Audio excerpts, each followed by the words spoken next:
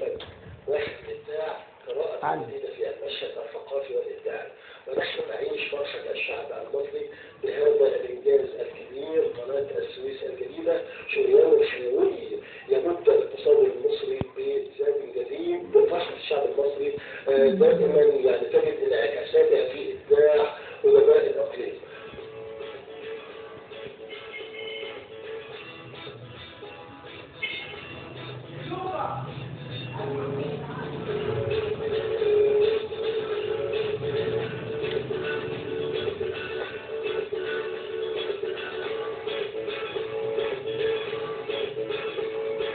مشاهدينا الكرام، نحييكم ونرحب بحضراتكم ولقاء يتجدد مع واحد من ابداع قراءة جديدة في المشهد الثقافي في شمال الصعيد. اهلا بحضراتكم. مشاهدينا الكرام، من الوجوه التي نسعد بها دوما شاعر ومؤلف ومسرحي وايضا ممثل مسرحي هو الفنان اسامه زياده ابن اسيوط، واللي دايما بنسعد به ما انتجته طريقته الشعريه وايضا اعماله الفنيه وايضا شهادات التقدير التي ياتي بها. جديد هذه المره يسعدنا ان نتعرف عليه من خلال هذا اللقاء. اهلا بيك يا اسامه، وسعيد جدا الرحول. طبعا بحب اقدم شكري لتيم ورك العمل والبرنامج واحد الابداع. فعلا انا متشرف انا موجود مع قامه وقيمه زي الدكتور شوقي، ويا رب اكون استحق الكلام الحلو اللي قاله عليا، واكون فعلا يعني حد يشرف ان هو يكون موجود مع الاستاذ الدكتور شوقي. جميل، المبدع يعني فعلا حينما يكون يعني متعدد المواهب ده شيء جميل وعمله نادره احنا بنعتز بيها كشاعر وكمؤلف وممثل مسرحي. والمسرح او الفنون حينما يتوائم مع الشعر يكون المنتوج يعني مختلف. فماذا عن جديد هذه المرة؟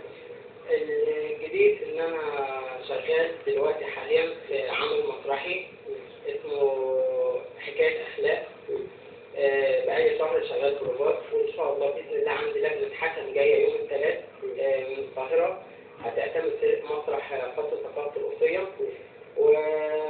ومن خلال البرنامج ده بحب اقدم شكري للكاست اللي شغال معايا. بجد هم تعبوا معايا كتير قوي، وبقول لهم انا اسف وكنت ببقى حد يعني بعملكم باسلوب يعني شديد في البروفات، فسامحوني. انا برضه اتعامل معايا كده عشان اوصل اللي وصلت له. فاللي بيحب حد ما بيضحكش عليه، لا بيجي عليه عشان يعرف ان هو بيحبه وعايز يبقى احسن منه. تصل لذات مرحله من الابداع الجميل. ده العمل اسمه يعني حكايه اخلاق. حكايه اخلاق ده يعني يقدم على اي خشب مصر ان شاء الله باذن الله على خط ثقافه اسيوط مع فرقه اسيوط المصري. لا مع فرقه خاصه بخط ثقافه القصيره.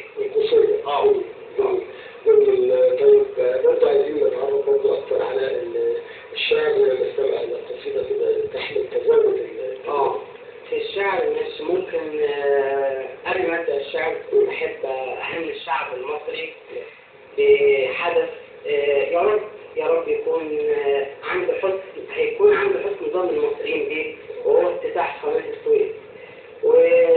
وبحب اوصل رساله للي ما شاركش في الحفل واللي ما شاركش في اشتغل في مره. بقول له انت ممكن يا رب تكون شاركت بالدعاء للناس اللي اشتغلت في مره، والناس اللي حفلت، والناس اللي قالت يا رب احفظ مصر، يا رب اجعل الخير دايما لمصر، يا رب احفظ شعب مصر من كل سوء ومن كل مكروه. وعشان كده هقول قصيدة بتقول اديني جيتلك واديني جيتلك وحلفت امانيك وحلفت مرة بلدي وانا شايف ملاكك ماشية حسني وانا شايف مني معرض ولادك ودي معاكي شايفة قرب يدعيلك. حلوة الفرحة لما صرت بفرحة زي العودية زي ما تستنى المصطفى عميل لقيت الفرحة تقول الله على لساني حلت بس المرة الفرحة وما كمان الفرحة اللي بلدنا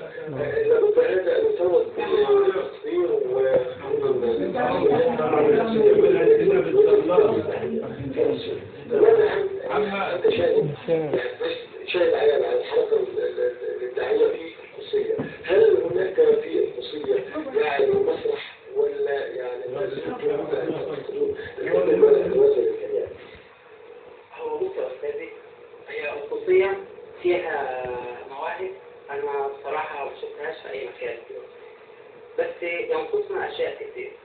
ما عندناش مسرح، ما عندناش آلات عزف، ما عندناش مكان نعمل فيه بروفات، لا في دعم مادي ولا في دعم معنوي. فانا عارف ان انتوا بتتفرجوا على البرنامج دلوقتي، بس ده اللي انا حاسه. بقالي سنتين معاكم ما شفتش اي حاجه من الكلام اللي انا بقوله. فيا ريت ساعدونا ان نعمل قط يشرفكم. احنا اديكم جيتوا وحضرتوا بروفات، شفتوا الناس اللي شغاله معايا، عملنا شغل حلو بسم الله ما شاء الله. بس عايز اشتغل على مسرح، عايز آلات عزف اشتغل عليها، عايز دعم، انا عايز دعم معنوي، عايز دعم مادي. انا عايز الناس اللي بتيجي من البيت دي ما بتجيش مشي، الناس اللي قاعده لازم حد يجي يشجعها من كتر الثقافه. فياريت اي حد مسؤول يوفر لنا الحاجات اللي انا قلت عليها. انا معايا خط، انا مستعد اراهن بيه اي مكان نروح بيه. انا واثق ان شاء الله باذن الله هيبقى في التوب 10 ان شاء الله باذن الله. بس وفروا لنا الدعم. انا عايز دعم معنوي، عايز حد يجي يقول لنا يدينا توصيه، عايز حد يجي يقول لنا برافو. مش لاقي كده. فيا ريت عايز دعم من المسؤولين في الخط الوسطي.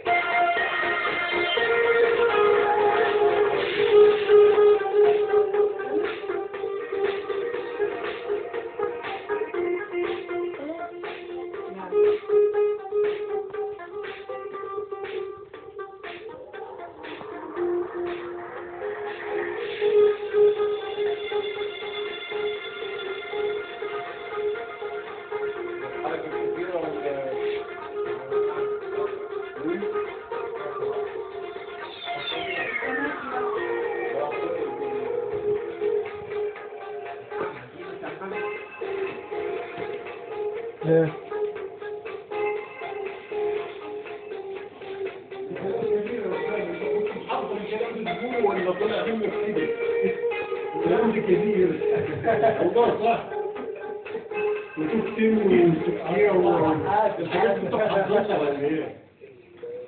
الاشعار وتنميه المسرحي والحركه المسرحيه. هل حتى كلام ضعيف او سامع العمل الدينامي في المسرح، وهل كنت بهذه الكلمه؟ هو فعلا العمل اللي معايا. انا اولا العمل هو عمل فريد من نوعه.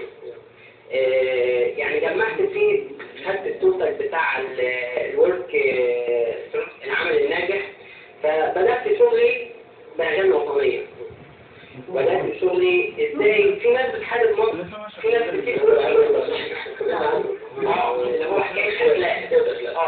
ما هو الأخلاق ممكن تكون بالأفعال، ممكن تكون بالكلام، وممكن تكون من جوه.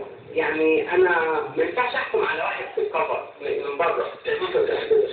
تأليف وإخراج. يعني احنا دخلنا بنفكر بأرض الوفاق المشهورة ليوسف السباعي. في أخلاق البيع أنا شامع الأخلاق في التحرش، الأخلاق في التحرش وفي البطالة وفي المرض وفي يعني جمع المشاكل كلها، وعايزين نحلها بطريقة سهلة جدا نحلها. يعني سهل ابقى راكب مواصله، انا عايز اوصل معلومه. احنا ليه لما بنبقى راكبين مواصله بيبقى فيه المرايه اللي قدام السواق كبيره والمرايه واللي صغيرين عشان الكبيره اللي قدامنا بتخلينا نبص لقدام. الحاجه الكبيره ان انا ابص لقدام ما ابصش لورا، فاحنا نبص لقدام ونحسن من اخلاقنا. نبني في غيرنا عايز يسلم، احنا لا نبني ونضحي. لازم يعني احنا بندفع فاتوره، بس الفاتوره اللي بندفعها يعني احنا ممكن ندفعها في غيرنا ما يقدرش يدفعها. فاحنا يا ريت نحب بعضنا.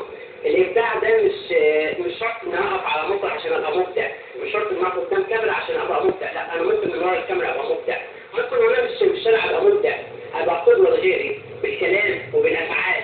ازاي اخلي غيري يقول الله الانسان ده مميز، الانسان ده بيعمل ايه عشان يوصل للمرحله دي. فاحنا عايزين من جوه نبقى ابيض، عايزين نحب بعض. الابداع يعني ازاي ارسم الضحك على وش غيري لو شاف ان هو مش قادر يضحك، اروح اشوف فيه.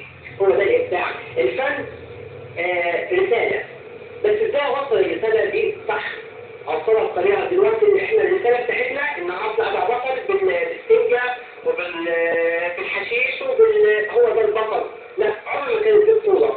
دي بطوله بتبقى طيب معين وبعد كده ايه زائفه. لا احنا عايزين نشوف حاجه ايه لما ابقى انا قاعد اسمع الحاجه بشوفها اقعد انا والبيت كله عشان عارف ان في رساله مسج قدامي هتوصلني لهدف معين. مش اقعد مثلا طب ليه مش هو ده عمر ما كان ده فن، ده سوري ده فن زفتي ما عايزينوش. احنا كده بنقلد الغرب، احنا عايزين نقلد الغرب في حاجه بتبني مش حاجه بتهدم. احنا مش عايزين بقى الفيلم ليه طيب معين وبعد كده لا.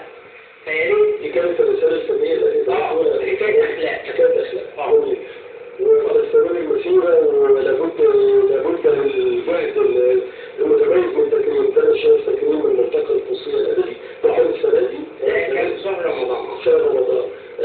حكاية هذا التكريم هل هو أهم الأعمال أم قدمت شيئا في هذا الموضوع؟ لا هو فعلا من شهادة التقدير دي خدتها طلب مني ان انا في خلال شهر معين اعمل تيم ورك، اعمل فريق مسرحي. فالحمد لله قدرت خلال شهر رمضان اعمل فريق مسرحي واعمل اكتب سيناريو يكون من تأليفي واخراجي واجمع قصة واشتغل بروفات واعمل موسيقى تصويرية للعمل واشتغل جنرال في العرض. فالحمد لله يعني انا فوجئت بشهادة التقدير لما خدتها وانا في ندوة. فبرضه بقدم شكري واحترامي بشكر الشاعر كان مدرس الخيرات والأستاذ أحمد الشافعي. طبعا قيمة وقامة وانا برضه بقدم لهم شكرا في صعيد مصر طبعا اساتذتي وسمع وربطي. في النهاية يعني أمنياتك كده تفنك وإبداع في الصعيد.